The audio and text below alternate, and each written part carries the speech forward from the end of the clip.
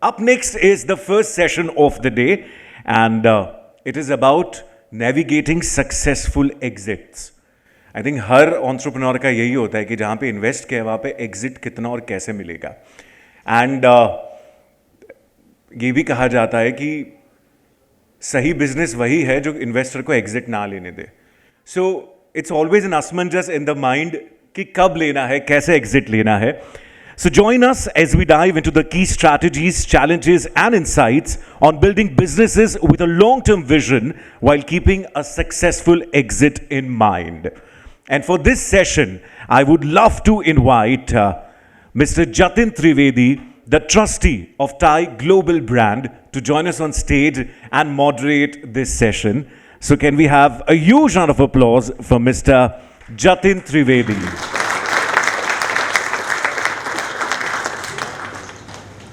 And he's going to speak to one of the most leading entrepreneurs of India. I mean, come on, in the 90s, किन्होंने Aptech का नाम नहीं सुना था. हर कोई, I think, पूरे देश में जो कंप्यूटर लोगों ने सीखा है, वो वहीं से जाके सीखा है.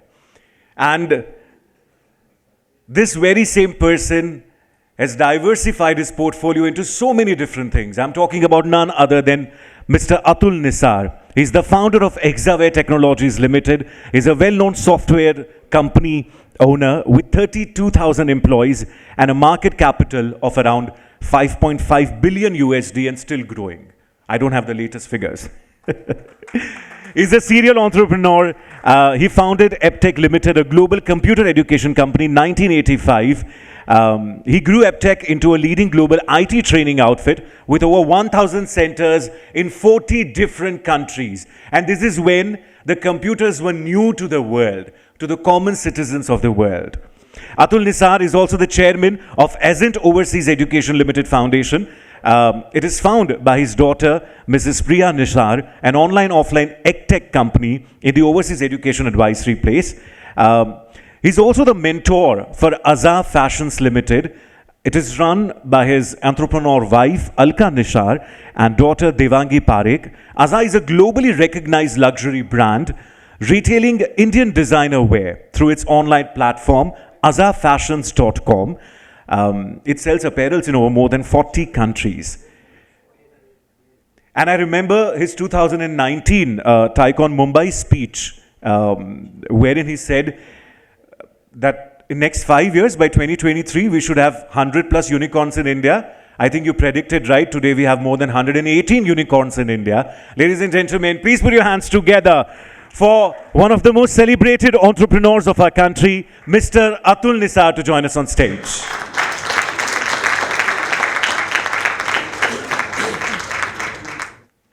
Morning, friends. It's really a good morning when you are starting your day with an interaction with such a successful and accomplished entrepreneur, isn't it? So, Drumil has already taken a pie from me and have introduced Atul Bhai. Atul Bhai, I take a liberty of addressing you, Atul Bhai, in the public too. Friends,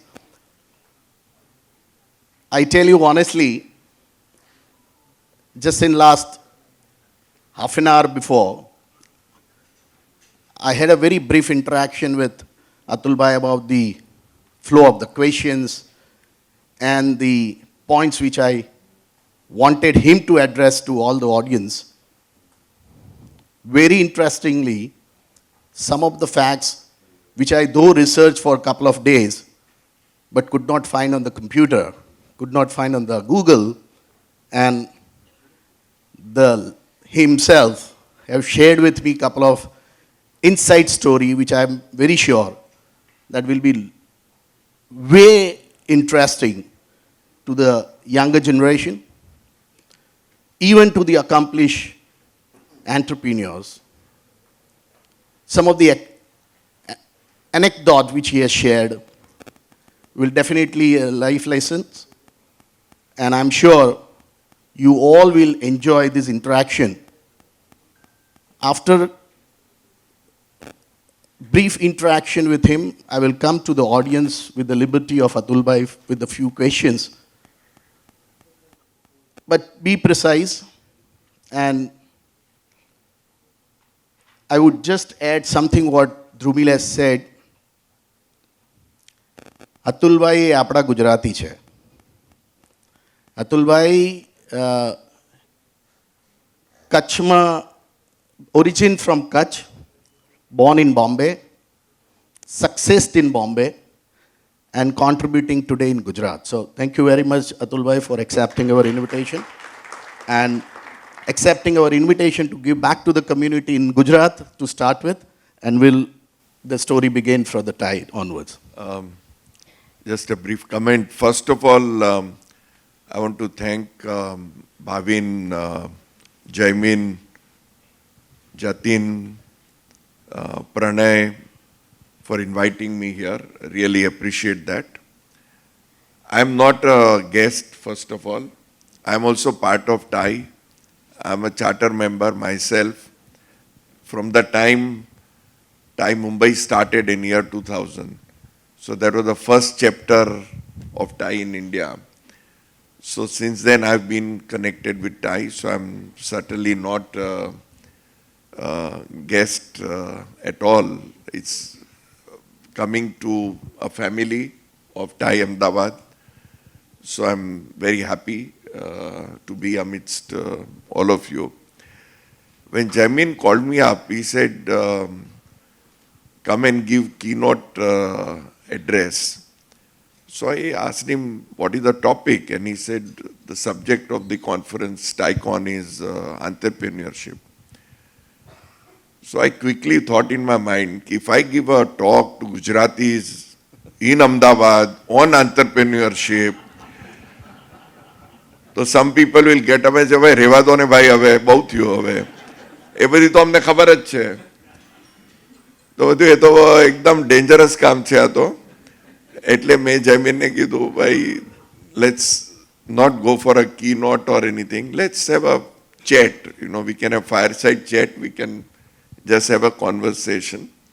That would be much better. And of course, the TiE team chose to have on what we have in TiE, a popular concept, Your Story session, which different chapters hold, and it's a very interesting session. And we also hold in TiE Mumbai Your Story, so that we invite someone and then the whole discussion is around that person's story. So thank you very much. It will be a pleasure to have this conversation. Thank you very much for your kind words, Atul Bhai.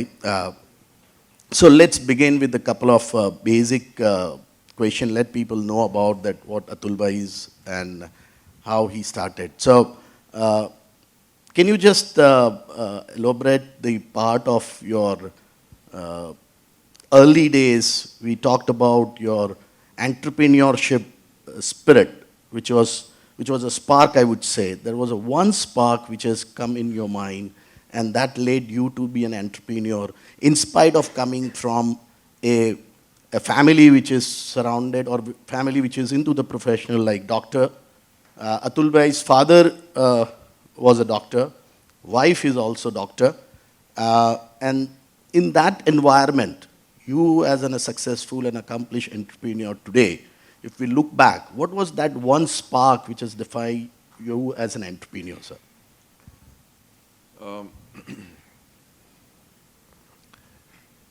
So sometimes when I also look back, how this really happened and how did I think of becoming an entrepreneur. So I do remember I was studying in 3rd standard. My mother hailed from Vapi. So, and my Nana was a Jamindar there. So I happened to go to Vapi in a vacation.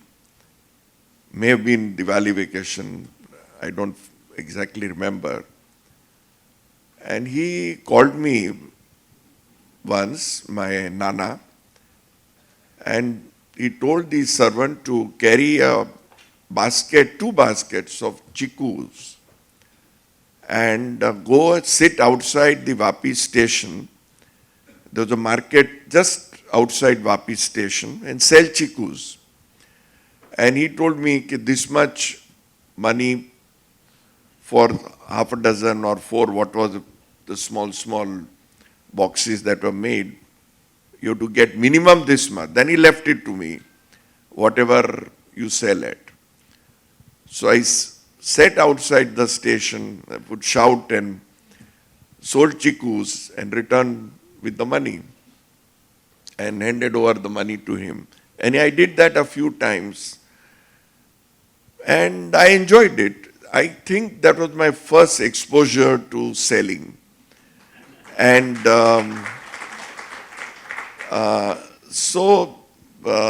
I didn't realize that time I was really selling or what it was, but it was fun.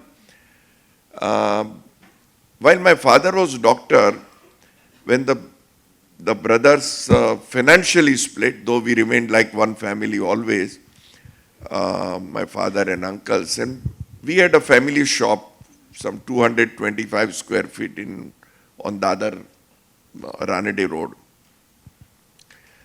So during my college days, I often used to go there because then there will be rush, particularly festival days, sit there, help out. So that was my second exposure to selling. We had a working partner, and that time I was thinking, if I do a business, I would really run it professionally. Like I would have at least a general manager, someone senior. So I don't have to do day-to-day work, and I will focus on something more important like expansion, strategizing, things like that. So that was the root in my mind of professional management, just by observation. No one really told me anything. And then as you rightly said, coming from a professional family, after passing my C exam, I started my practice because my father always believed a professional's life is better.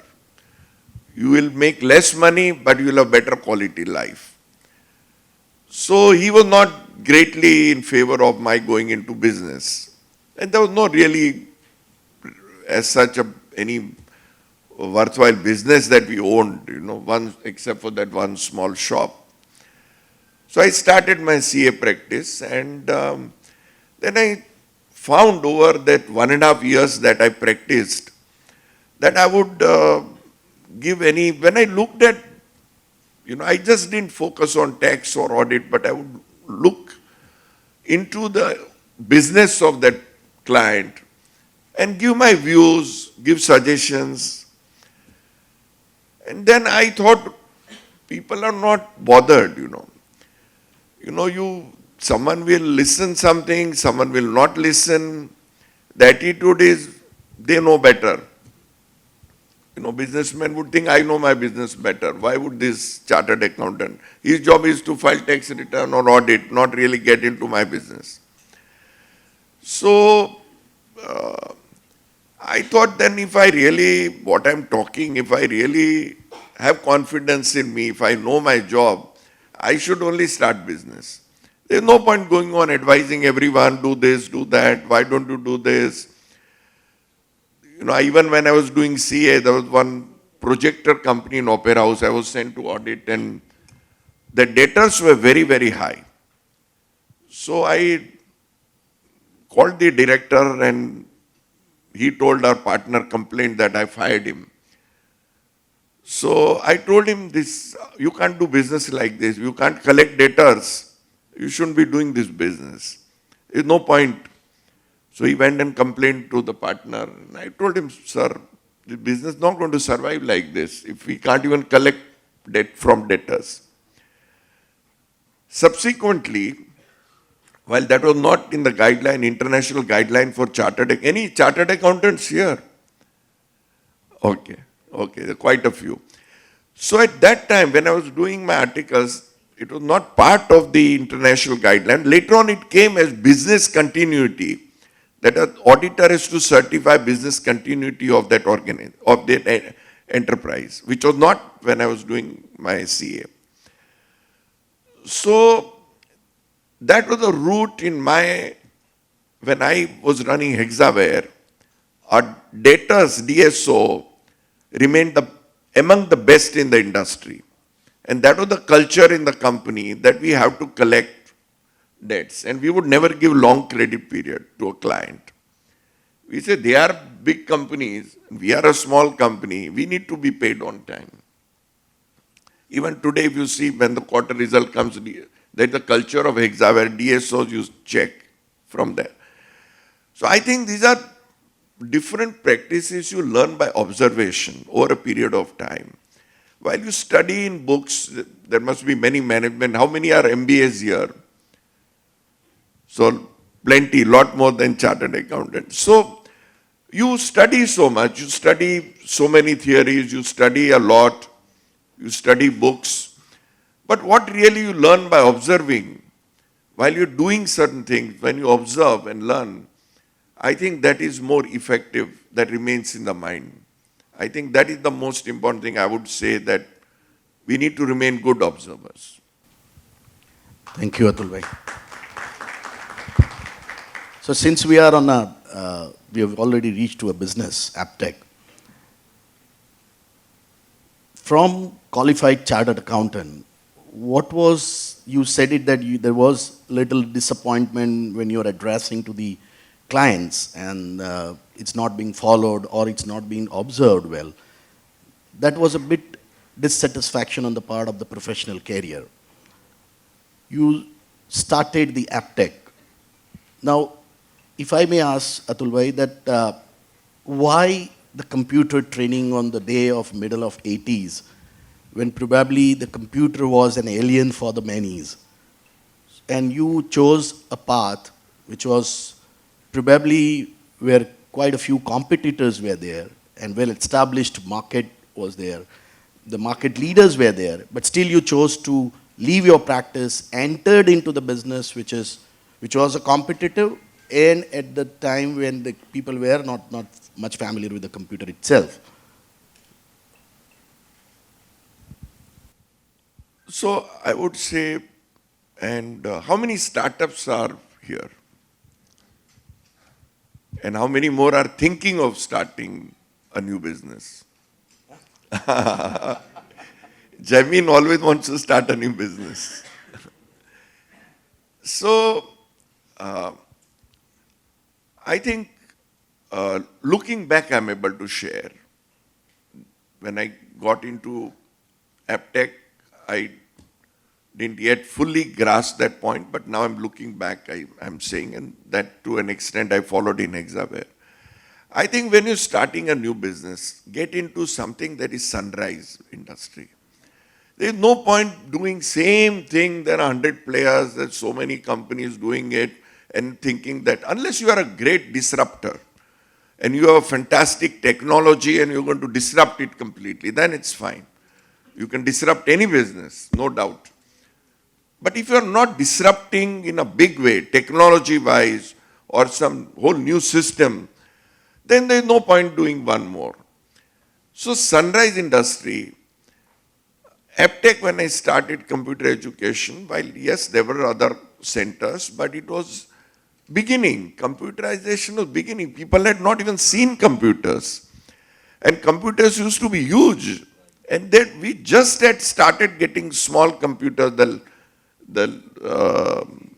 PCs, the smaller ones, and they were so expensive. I mean, unbelievable costs if you look back. They were so expensive at that time. And so I would say it was the beginning when I went to some centers and I found that they were doing extremely well, but they were not doing justice. So I thought I could do much better than them. I can run it very differently, more honestly than they are doing. And with that, we will, I didn't know how much I'll grow. I just wanted to start one center. And I had my office in Fort, and in the mezzanine area, I started a computer education center. That was the first center. But whatever we did proved right, because when the vacation came, we advertised for vacation courses for students who had completed 10th. The classes started going full. The parents will call up for the admission. I thought a private class and someone calling me up for admission, that means we are doing something right. And I think then next 5-6 years, then growth was phenomenal, and we launched a franchise plan, the whole franchise plan, which became a big success, and we set up centers in India, internationally. Actually, the peak was we were in 50 countries. Even now, the company, though I'm not the promoter, 40 countries, centers are still there. Thanks, Atul. We will come to the franchisee part on the later part of the conversation. Since it was in a business which you chose, leaving the professional practice, I understand it is well observed, it was well analyzed, and then you entered into this business. I'm sure, but at the early stage, you must have had challenges, and there must be social challenges also along with the business challenges. We'll not go into that, what challenges you have faced, but what is important, which I believe that the younger generation would learn from the people like you, is that how you cope up and how you manage the life balance, which we have been hearing since last couple of years from the successful and accomplished entrepreneurs, a work-life balance. Now, if I ask you, sir, that challenges are obvious in the businesses, but how you cope up and what is your take on the work-life balance? So, since I started my own business, I didn't inherit a business. I had to learn while working. And not having done any type of business myself, when I started, naturally, I had to learn on the job. I had not even, while doing CA, I went on audits, did taxation. So I saw different businesses as an auditor or part of the audit team. But I didn't have experience, so I had to learn on the job. So challenges were there. There is no doubt. New and new challenges kept coming up in business. And,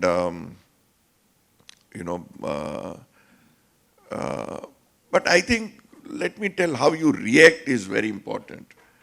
And I think at that time, since each challenge seemed big, I would only share that every business, whether it's new or you have your second generation or third generation, challenges will come in work.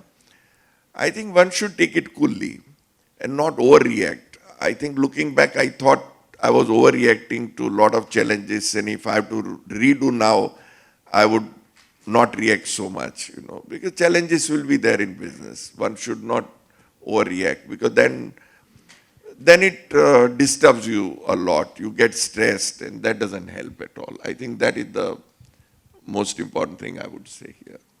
On work-life balance, now we've all been hearing Mr. Murthy saying 70 hours week, L&T CEO say 90-hour week. So people are going on increasing number of hours as each one talks on this. So in my case, since I was the sole promoter, I didn't have partners really or co-founders with me. Ultimately, lot of decision making came on me, and even though I had professionalized each business with CEO, even then I was executive chairman, so ultimately the buck stopped with me. I feel the work-life balance was skewed more in favor of work rather than personal. And if I were to relive that, I would do better time management and have more personal time. Because those times don't come back. I don't think for decades I took any holiday. There was no, 3 days to Goa and Mathiran and all, which were close from Mumbai city. If one doesn't count that, then there was no long proper holiday to a new destination to see that.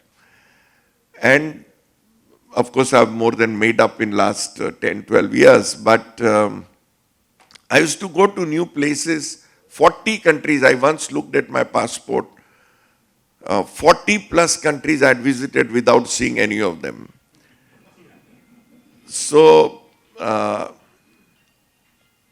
I was there at every important occasion of children, but then it's not just about occasion, just not about graduation or meeting with the counselor or admissions, but also the personal time without any agenda, without any reason. So I would say that it's very important to balance that, and I would not at all support the 70-hour, 90-hour and all formula. I would think that it's important to work hard, there is no doubt. Hard work is important. No business is going to succeed for a promoter or a founder without hard work. Hard work is required, but there should be a balance, a better balance. But is it seriously surprising that you have flown to almost 40 countries and you have not seen any? And, something which probably we need to take it in our life as well. When you are dedicated to the business, you should completely and 100% dedicate to yourself. But at the same time, what Atul bhai is rightly said, that balancing your social life is also something which is equally important for any entrepreneurs to bring the success. So, Atul bhai, if I may ask you further, is that in a journey of your entrepreneurship, is there someone whom you really follow or you get an influence from in the industry, or maybe non-industry? So, I would say since my childhood, my father was a big influencer.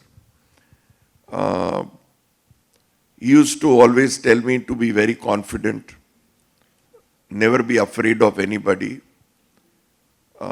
be bold.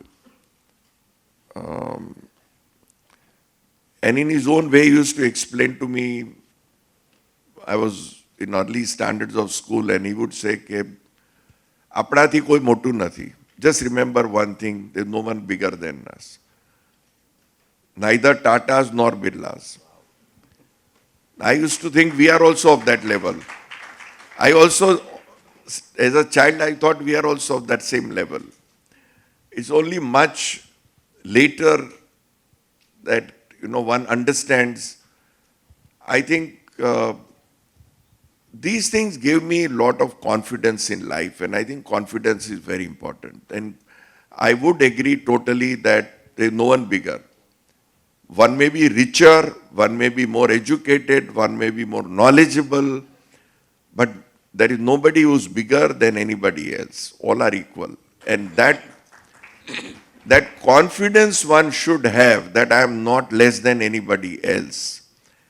I think that the lesson I learned from early childhood.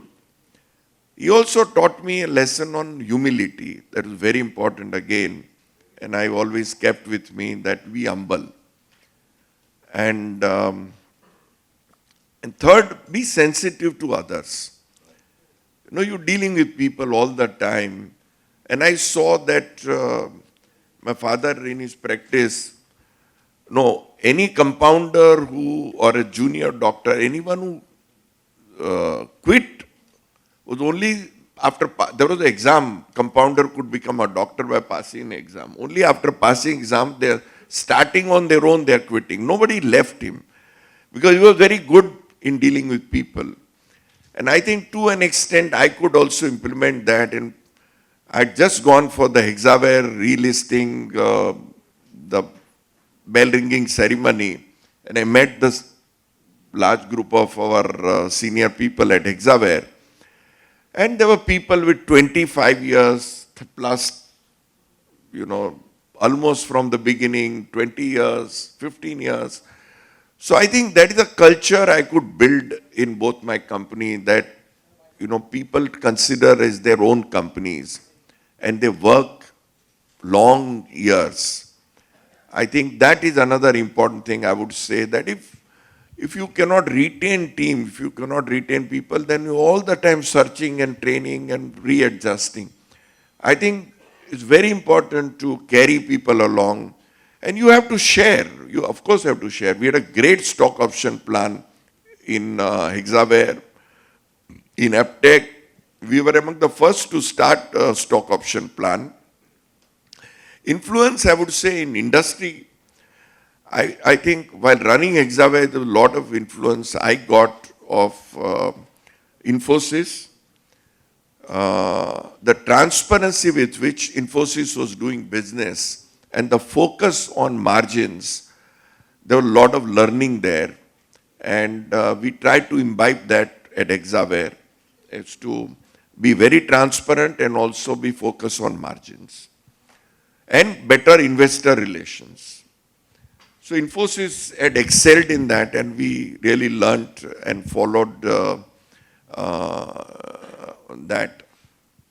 In Aptech, franchise I talked of, and there the influence was of, I'd read a book, Behind the Arches, the McDonald's story. It's a biography of the founder Ray Kroc of McDonald's. And he had started McDonald's at the age of 50. Whoever wants to start company late is a great example. One should read the book McDonald, Behind the Arches. So there, how they started these thousands and thousands of outlets. So that was the learning, and we manualized everything. We put manual for every process, and that's how we could start such hundreds of franchise centers. So that was a great learning. Thank you, Atul bhai. So if I may ask you, Atul bhai, is that since we are on the franchisee part,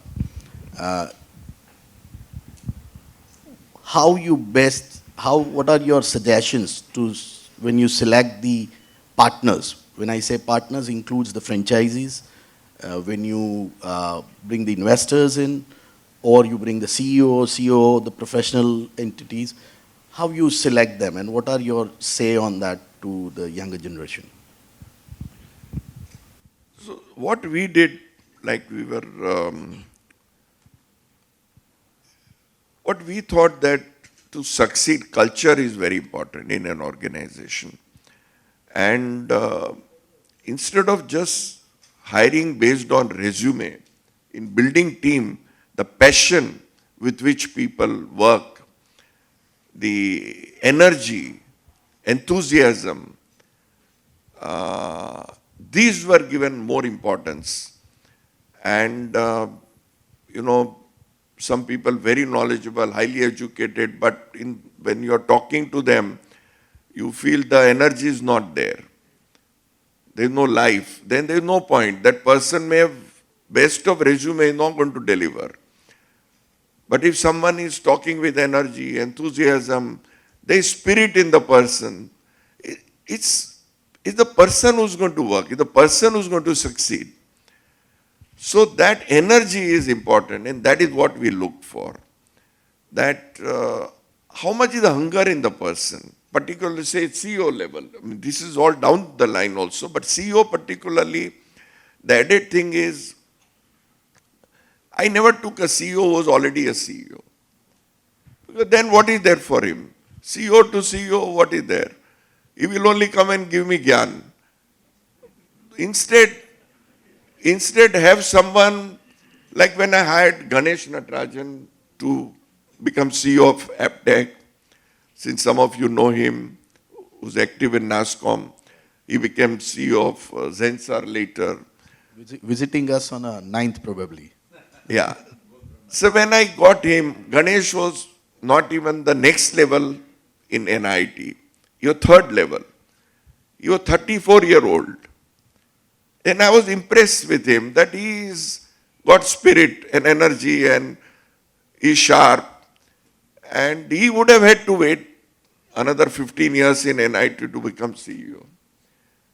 And so I offered him to become CEO. Even he was very excited that, he had not fully expected that he'll become CEO. And took him on as CEO. Same way, Hexaware, when I had Rusi Bridge, then later Shekhar was their global head of sales. But again, he would not have become CEO of Wipro ever. So, like that, every CEO I selected was one who is not at that level. I give that opportunity. So there is that enthusiasm to prove himself. There is fire, there is hunger. So then they will deliver to you better. Thank you, Atul bhai. So I believe that now when the organization, પેલું ઇસ્તિહાર the જાહેર notices આપશે અથવા કંઈક recruitment applications હશે તો we'll say that we are instead of hiring CEO we will say that we are looking for the person who wants to be a CEO, something like that, right? So but it's very interesting. So Atul bhai, you have built the organizations like Aptech and Hexaware, and you have also exited well. In this process, you had an experience, and if we would like to know that what is the right time for the organization to look for the partner for exit? So, well, I can't generalize that. I can only talk what happened in my case. So Aptech was doing very well. Hexaware took off again quite well. I started Hexaware in 1990. So even let me make one point here on, I explained already that it was it was a very tiny industry, software export. When I started Hexaware, the software export from India was below $100 million. And more than 50% of the revenue came from two companies, TCS and Tata Burrows, which became Tata Unisys. So when a management consultant gave report, he advised us at Aptech not to get into software because it's a tiny industry. And I thought it's very small is the right time to get in. So again, on my earlier point of sunrise industry, it is very small, and of course, at young age, it also the exciting to go abroad and work with big companies. Our Indian talent was good. I was already exposed to them. So that was the excitement.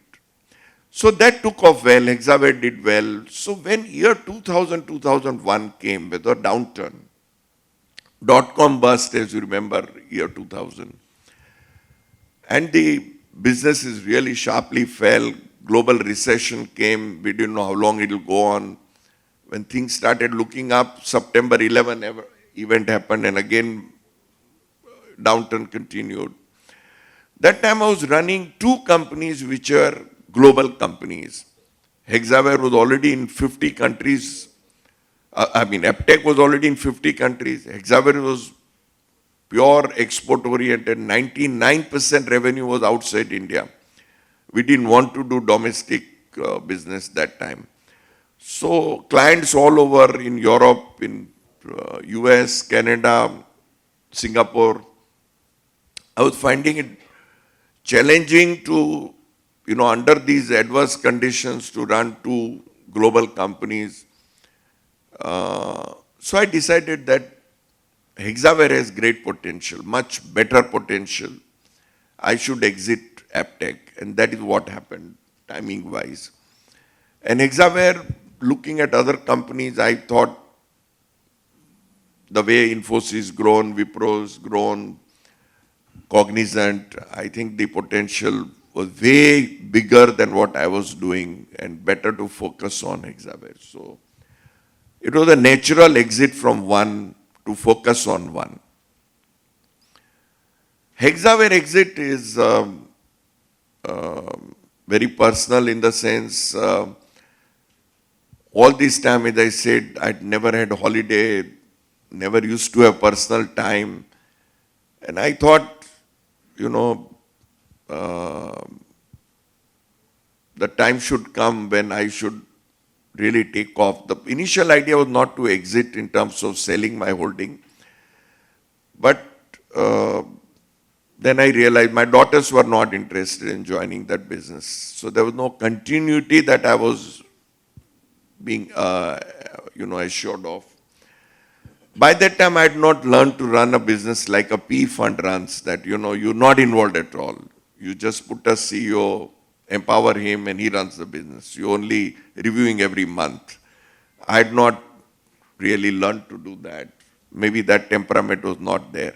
And that is when I thought that I need to have some different life. Let me see another aspect of life, that I've only been doing work. Let me see what is beyond that.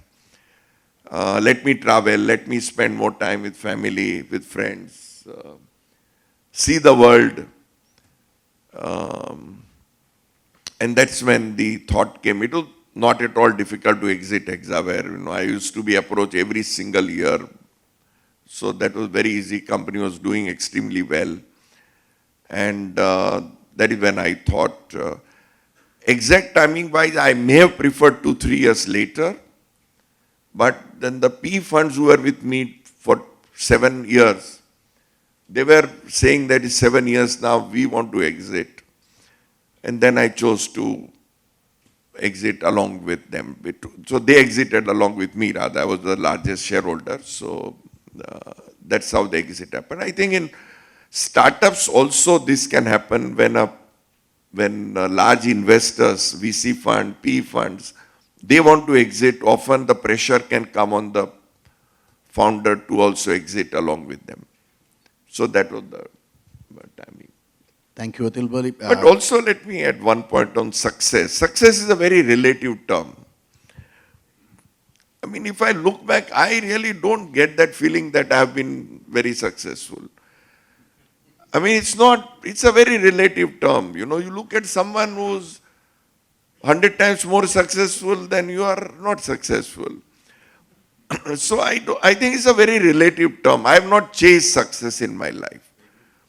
But also one more thing I want to tell the startups. Startups who start with the plan of becoming unicorn, I don't agree with that at all.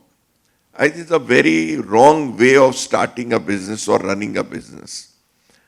If you want to give some, tempt investor is a different thing, but I don't think that should be within you. Chasing money is never a good idea. Money is not going to come by chasing money. So it's not, valuation should not be the game. You run business well. I want to run my business well. I want to meet certain need of the section that I'm serving. I want to address the pain point in this industry. I want to focus on a niche.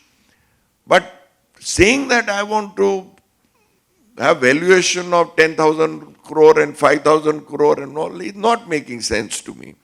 You plan revenue, yes.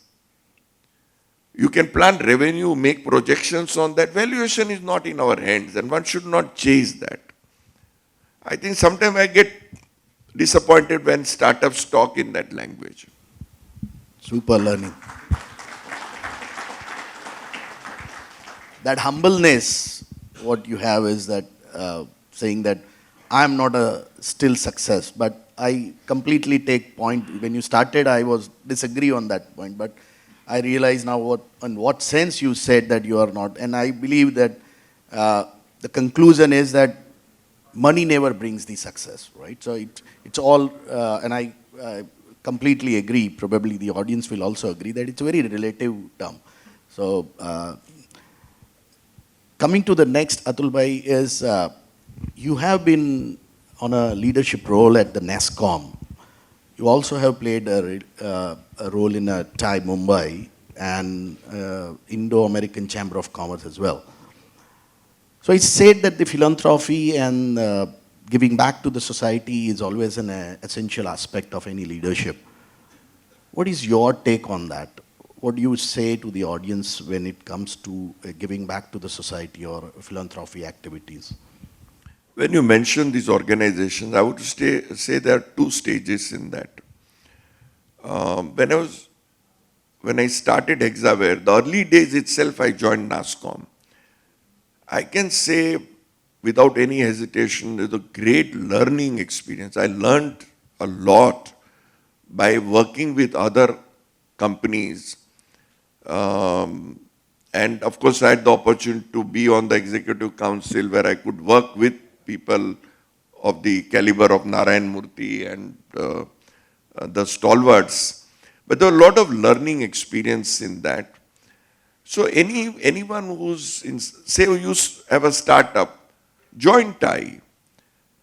The reason is you meet other founders, you meet other entrepreneurs, you exchange views.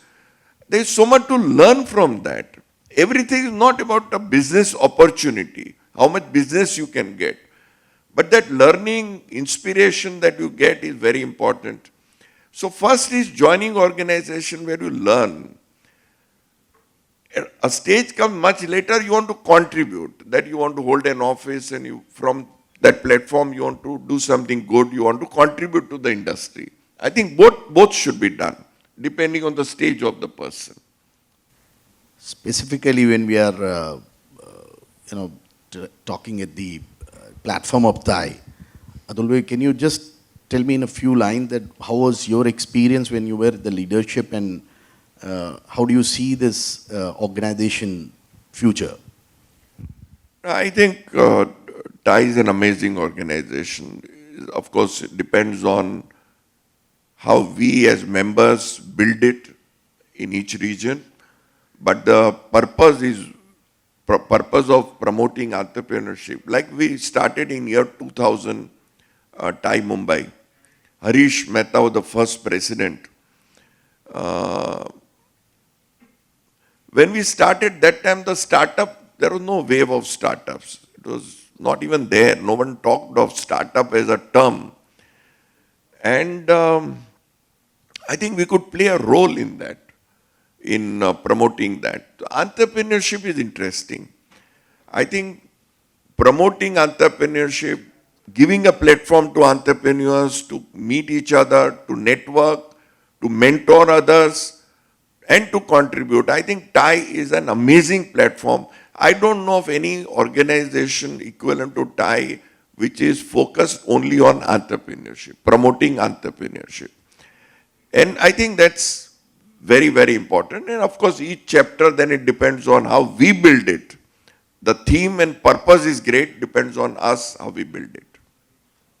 For the entrepreneurs, but with the culture of giving back to the society. That's the... See, giving back is important. I mean, the culture of giving back, the startups who've done well should come and share their experience. The private equity fund, the VC funds, the TiE chapters among themselves. Now I'm very happy we have Kamal from Calcutta and I met from Jaipur, Shino. Yeah, so, this again, such interaction is very, very important that region-wise, that different regions meet together in a TiECON, and Mumbai is always happy to receive from various chapters. We work more closely with chapters like Surat, Ahmedabad, even Calcutta. We had a huge delegation led by Kamal. So I think such interactions very useful. Giving back is like this. While you're giving back, at every stage I can tell you that learning.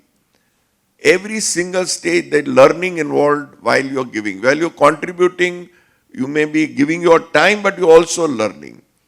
I think it's give and take. It's never only giving. It's give and take. You're taking back a lot of learning as a result. Thank you very much, Atul bhai.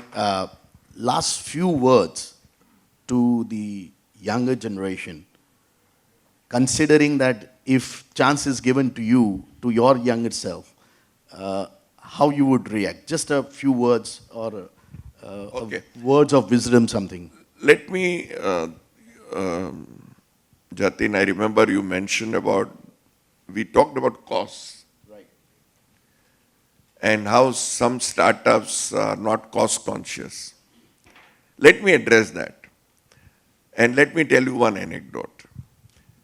Early days of Hexaware, of course, Aptech was already there, but Hexaware early days, 1990, so after that, we had started office in Boston. And we had posted our manager there. And I traveled to New York, and we were to go by car from New York to Boston, and we stayed there for a couple of days in New York. That was my first visit. Actually, when we started, I had not even gone to the US. It was my first visit. So we had our India guy, Krishna Swami, and the local guy. Three of us, we were to travel together. We stayed overnight. We stayed in a motel, whatever cheapest way to stay, not in the city, outskirt, in a motel. I think as I recollect, definitely the amount we paid was below 30 USD, not more. So one evening we were free, and this Krishna Swami talked, we should go and see some musical. So at the Broadway. So we went there. So we looked at ticket rates. Too much, we said, how we can afford this much? So I told him, find what is the cheapest ticket. Musical to kabhi dekha nahi hai. So we don't know unnecessarily. So he said, cheapest is $20. 20 into 3, $60 we cannot afford. We are not going to spend so much. So when we were thinking, what is the way to see and not spend so much money? Then we went closer to the window and we saw there was something called standing. Again, there was $10. So I said, what is this standing? So we asked at the ticket window, what is this standing? He says, standing means after all the seats end, you stand in the stand after that. Whole show you have to see standing. There is no seat as such. You go out in interval, come back and stand. So then I said, that makes sense. The $10 into 3, $30 we can spend. And the first musical of my life, and for all three of us, we stood standing all through the show. Idea was to keep cost control. When someone says, "Arey, to miser hai," arey, no, you should be miser. If you're starting a business, you're running a business, unless you are very profitable, unless you become extremely profitable, that's a different thing. But you need to be cost conscious. You need to control cost. Because very important, just because an investor has put money in a startup, doesn't mean you start freely spending. We had money of the investors, Hexaware, but we didn't want to spend money like that. So I think cost control and cost consciousness is very, very, very important. I think extremely critical, and one should not just spend. You look around you, you would come across so many companies who have had large amount of fundraise done in an IPO. But later on, the company goes down. It's not just because they didn't run it properly, but they didn't value the money that they collected. It is not, it's not public money. There's nothing called public money. You are responsible. So the money that is collected, if you just throw away and spend money like anything, then company will go down and you missed a great opportunity. I think the cost control is very, very important. And again, one more book I would recommend reading is Made in America, autobiography of Sam Walton, the Walmart story. Please read that. Walmart is one of the most successful company in the world.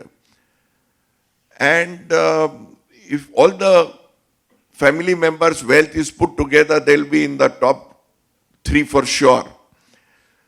So such a company, you read what Sam Walton writes about cost controls. He used to drive a van himself. How he controlled cost in his stores. And that's how Walmart became a successful discount store. So please read that, then you will understand that nothing called being miser. Thank you, Atul bhai. Thank you, really. Very interestingly is that being a miser is now wiser these days, right? So it's really interesting. Particularly with others' money for sure.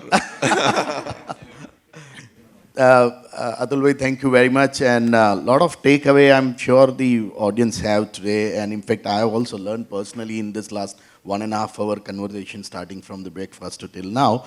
And I'm sure that, this will give the, at least a exercise for the brain that how best or what are the things which we have been doing so far wrong. And personally on the front of your humanity ground and your giving back to the culture is something which is very important in these days, and particularly in the age of ours is where we are already in the midlife struggles, where we have a personal and the professional life work balance as well. So many things I believe that I personally have learned. I'm sure about the audience as well. I want to thank all of you for being listening to all my stories patiently and encouraging me to share more.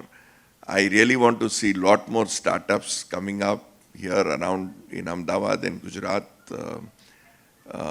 We are a fertile ground for business.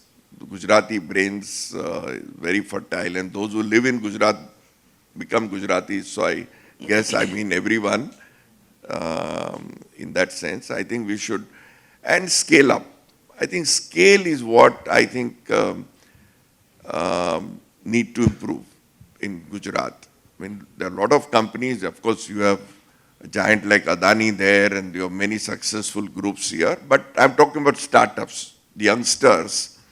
I think focus on scale, and then the size really, the scale is very important today's time, so that you can sustain longer and grow.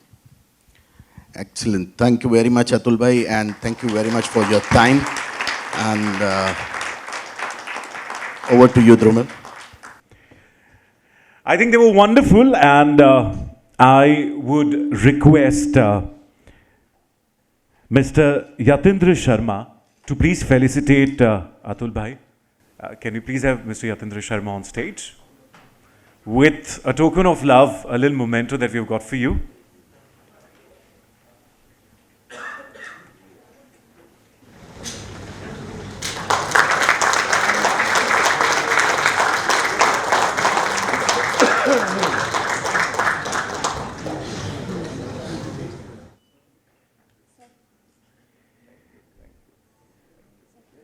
And I would request Mr. Saurabh Mehta to felicitate our very own Jatin bhai.